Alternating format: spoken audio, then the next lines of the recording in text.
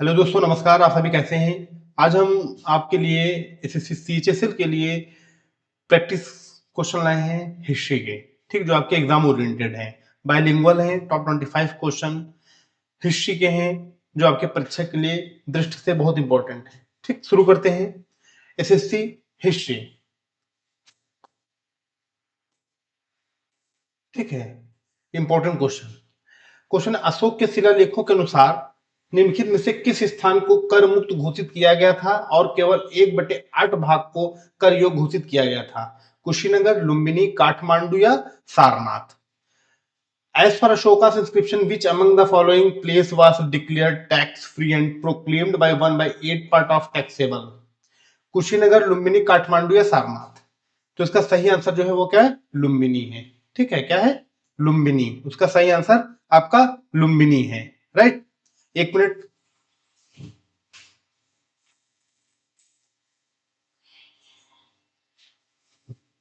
Okay, तो इसका answer Lumbini है। लुम्बिनी मतलब यहाँ पे गौतम बुद्ध जी का जन्म हुआ था। किसका जन्म हुआ था? गौतम बुद्ध जी का जन्म हुआ था। ठीक है, तो इसका फर्स्ट का आंसर बी है। राइट, अगले क्वेश्चन पे हम लोग चलते हैं।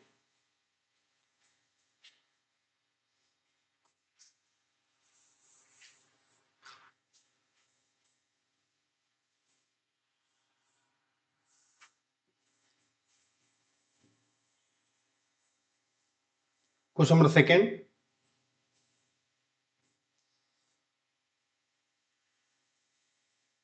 अशोक के शिलालेख और ब्राह्मी लिपि को पढ़ा गया किसके द्वारा? Alexander Cunningham, James Prinsep, Max Muller या मॉर्टिमन व्हीलर? तो इसका सही आंसर है बी, जेम्स प्रिंसेप ने पढ़ा था। ठीक है, कौन पढ़ा था? अशोक के शिलालेखों को जेम्स प्रिंसेप ने पढ़ा था। ठीक, नेक्स्ट क्वेश्चन पे आते हैं। अवंती राजा प्रद्योत के इलाज के लिए बिंबिसार ने किस चिकित्सक को भेजा था? अवंती ये महाजनपद, 16 महाजनपद थे जिसमें अवंती महाजनपद था, जिसमें जिनके राजा काफी प्रद्योत थे, काफी ज्यादा बीमार हो गए थे, मतलब बचने के चांसेस ना के बराबर थे। तब जाके बिंबिसार ने, हम उनके हैं कि जो चिकित्सक थे जीवक, जीवक को उन्होंने भेजा इनके जान बचाने के लिए, ट्रीटमेंट किया, इलाज किया, जिससे इनकी जान बची और ये इनके पूरे मुरीद हो गए कि आपकी वजह से मेरी जान बची, आज से सब कुछ न्यौछावर आपके लिए। ठीक, जीवक। Next question number 4। निम्नलिखित में से कौन सा ऋग्वैदिक देवता तूफान का प्रतिनिधित्व करता था? इंद्र, मरुत, वरुण, आपस? Which of the following Rigvedic deities represented storm? तो मरुत। मरुत जो थे ये किसके? तूफान के देवता कहे जाते थे। इंद्र जी बारिश के देवता, वरुण हवा के देवता, आपस ये शायद ये अग्नि के देवता कहे जाते हैं, लेकिन इसका सही आंसर आपका बी है, मरुत। ठीक है, हम अगले क्वेश्चन पे अपने आते हैं।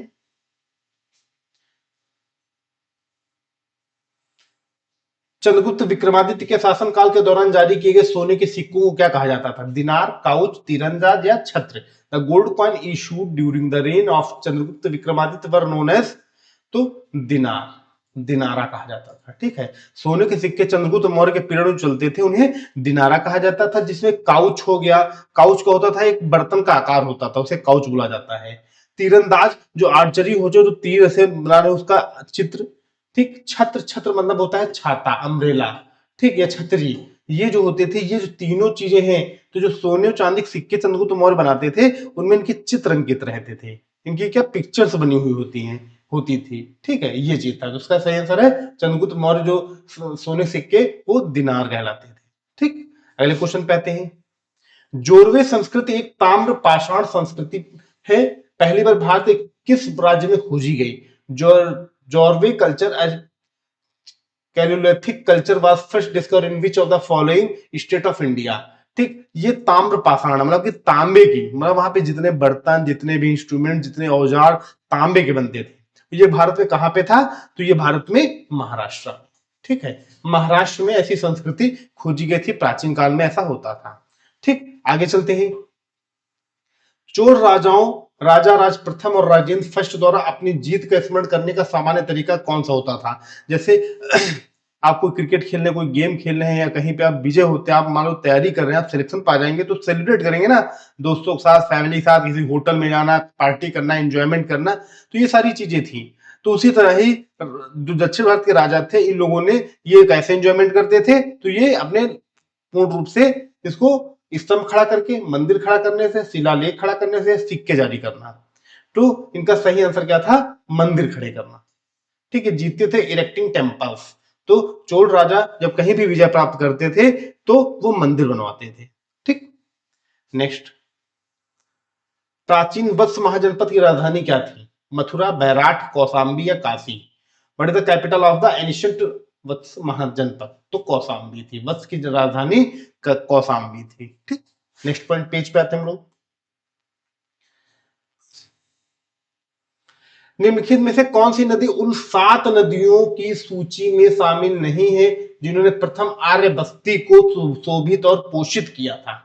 मतलब वो 7 नदियां जो थी, जो आर्य बस्ती, जब आर्यंस आए थे इंडिया में, तो 7 नदियां थी जो शोभित और पोषित, पोषित मतलब कि वही नदियों किनारे लोग रहते थे, अपना जीवन यापन करते थे, वहीं पे अनाज बोते थे, वहीं पे उनका पोषण होता था। तो कहा गया कौन सी नदी नहीं थी? सुतुद्री, सुतुद्री बोला जा रहा है, सुतुद्री मतलब सतलज, तो ये आ रही। फिर पारुष्णवी, फिर अश्किनी। तो ये जो नदियां हैं, तीनों नदियां कैसी हैं? ये आपकी सिंधु की सहायक नदियां हैं। प्राचीन काल में इनका ये नाम था, आज अलग। और उसमें चर्मवंती जो नदी है, आंसर इसका ये सही है। जो चर्मवंती नदी है, इसका नाम चंबल है, इसका नाम चंबल नदी है।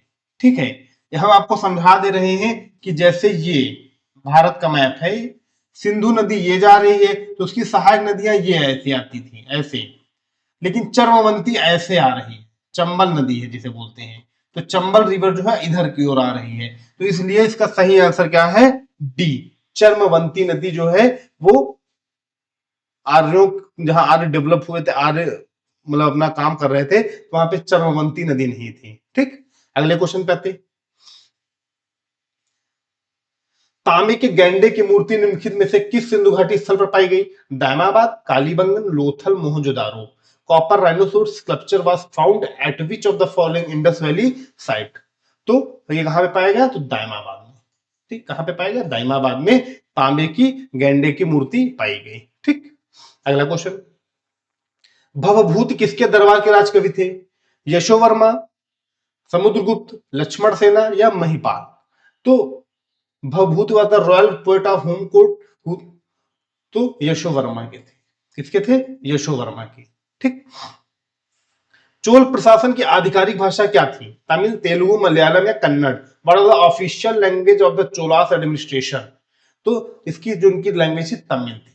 ठीक, चोलाओं की जो प्रशासन एडमिनिस्ट्रेशन चल रहा था तो तमिल, लेकिन साथ में एक लैंग्वेज और थी, वो कौन सी थी? संस्कृत। ठीक, संस्कृत का भी चोलाज यूज करते थे। चोला डायनेस्टी जो है वो तमिल तो उनकी लैंग्वेज थी ऑफिशियल, लेकिन वो संस्कृत लैंग्वेज का भी प्रयोग करते थे। ठीक है, आगे चलें नेक्स्ट क्वेश्चन पे। चोल साम्राज्य की किस शासक, चोल साम्राज्य के निम्नलिखित शासकों में किसे नौसैनिक अभियान भेजकर शैलेंद्र शासकों के विजय, साम्राज्य पर विजय प्राप्त करने का श्रेय दिया जाता है? Who among the following rulers of the Chola Empire is credited with conquering the Sri Vijay Empire of the Shailendra ruler by sending naval expedition?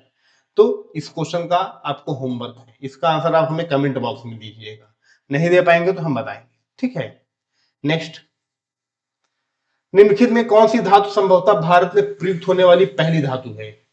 Which of the following was most probably the first metal to be used in India? लोहा, तांबा, सोना, चांदी? तो सबसे पहले हमारे यहाँ तांबा यूज हुआ। ठीक, कॉपर, कॉपर हमारे इंडिया में सबसे पहले कौन सी धातु यूज हुई? तो तांबा, यानी कि कॉपर। ठीक, आगे आते हैं, चकमक पत्थर, चकमक पत्थर जिसका उपयोग प्रागैतिहासिक मनुष्य द्वारा औजार बनाने के लिए किया जाता था, वो किस रॉक का था, किस चट्टान का था? आग्नेय चट्टान, अवसादी चट्टान, कायंत्री चट्टान या उपयुक्त में से कोई नहीं? Flint which has been used by the prehistoric man to make tool is? तो अवसादी चट्टान, सेडिमेंट्री रॉक से चकमक पत्थर से औजार बनाते थे प्रागैतिहासिक काल के मनुष्य, प्री हिस्टोरिक पीरियड के लोग। ठीक, नेक्स्ट, पेशवा ने निम्नलिखित में से किस संधि के माध्यम से अंग्रेजों के साथ सहायक संधि स्वीकार की थी?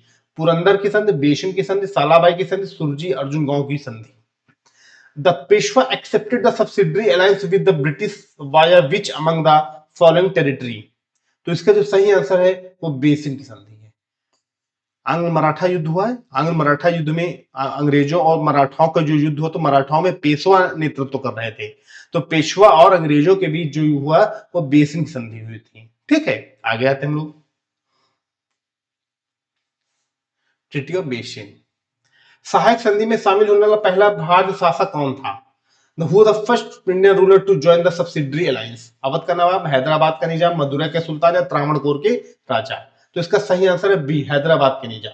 हैदराबाद के निजाम शुरुआत से ही, ये होता नहीं कहावत है कि जो पक्ष मजबूत होता आदमी उधर चला जाता, जो कमजोर होता, तो ये क्या थे, थाली के बैंगन थे। जहां देखते थे कमजोर पड़ रहा, वो मजबूत उनकी तरफ चले जाते थे, ये कमजोर पड़ रहा, वो मजबूत, मतलब ये इनके पास काम था। तो हैदराबाद के निजाम जो है स्टेबल थे ही नहीं, स्थिर थे ही नहीं। ये क्या करते, कभी इधर तो कभी इधर, कभी इधर तो कभी इधर। ठीक, तो इसी तरह ही हैदराबाद के निजाम जो थे, ये पहले थे जो सबसे पहले सब्सिडरी अलायंस में आए थे। सब्सिडरी अलायंस में सबसे पहले अंग्रेजों में कौन शामिल हुआ? तो हैदराबाद के निजाम। राइट, आगे आते हैं। भारत का अंतिम वायसराय कौन था? Who was the last viceroy of India? Richard Wellesley, Warren Hasting, Lord Mountbatten या लॉर्ड नॉर्थरूप? तो लॉर्ड माउंटबेटन सबसे आखिरी लास्ट गवर्नर जनरल या लास्ट वायसराय जो थे वो कौन थे? वो माउंटबेटन थे। ठीक, आगे आते हैं। निम्नलिखित में से किस अवसर पर लॉर्ड वेवल भारत के वायसराय थे? बहुत अच्छा क्वेश्चन है। Lord Wavell was the viceroy of India at which of the following events? गोलमेज सम्मेलन का पहला सत्र, ये गलत है। कैबिनेट मिशन, ये सही है। प्रांतों में कांग्रेस मंत्रिमंडल का गठन, ये भी गलत है। भारत छोड़ो आंदोलन, ये भी सही है। ठीक, लेकिन ये जो क्वेश्चन पूछा जा रहा है लॉर्ड वेवेल किसके फेवर में? ब्रिटिशर्स के। और ब्रिटिशर्स हमेशा पॉजिटिव चीज लेंगे, तो वो आंदोलन जो है मूवमेंट को नहीं एक्सेप्ट करेंगे, लड़ाई झगड़ा, इसलिए उन्होंने उसको काट दिया। तो कैबिनेट मिशन जो आया था कॉन्स्टिट्यूशन बनाने के लिए, तो उस समय भारत के वायसराय कौन थे? वेवेल थे। ठीक, ये चीज।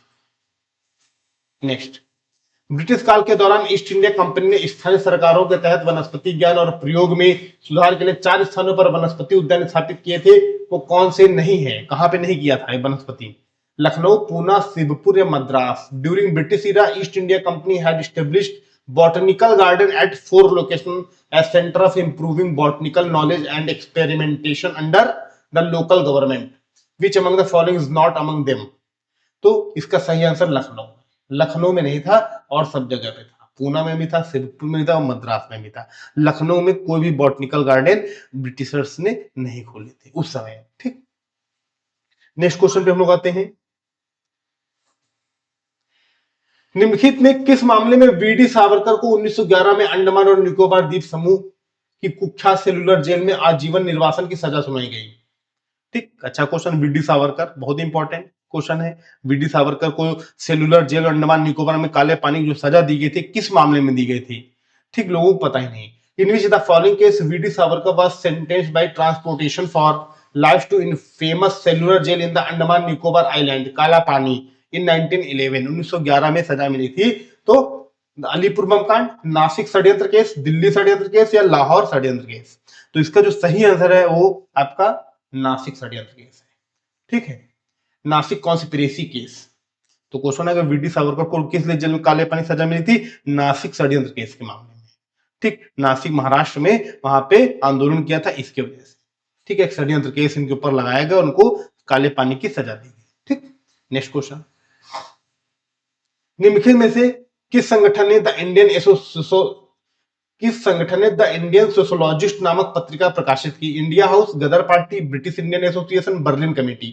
विच among the following organisation published in journal called the Indian Sociologist? तो इंडिया हाउस। क्या है आंसर? India house.